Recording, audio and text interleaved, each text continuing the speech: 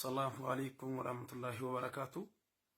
ዛሬ እኔ ከእስልምና ወደ ጌታ ኢየሱስ ክርስቶስ የመጣሁበትን ሁለት ምክንያት እነግራችኋለሁ።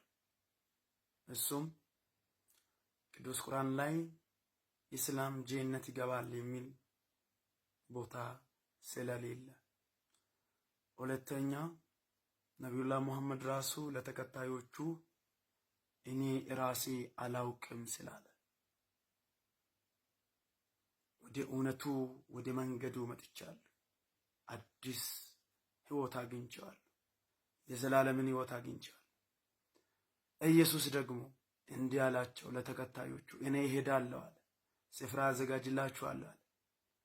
እኔ ባዘጋጀውላችሁ ስፍራ ለዘላለም ትኖራላችሁ ስላለ ዮሐንስ ወንጌል ምዕራፍ 14 ከቁጥር 1 ጀምሮ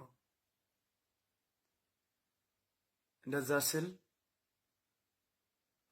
መንገዱ ወዴት ነው ብሎ ሲጠይቁ እንዲህ አላቸው፣ ታውቃላችሁ አለ። ያ መንገድ እኔ እውነት፣ እኔ ህይወት፣ እኔ ሰላም ነኝ። በእኔ በቀር ወደ አብ የሚደርስ የለም ስላለ እርግጠኛ ሆኖ ማለት ነው። ስለዚህ እርግጠኛ ወደ ሆነ መንገድ መጥቻለሁ ማለት ነው።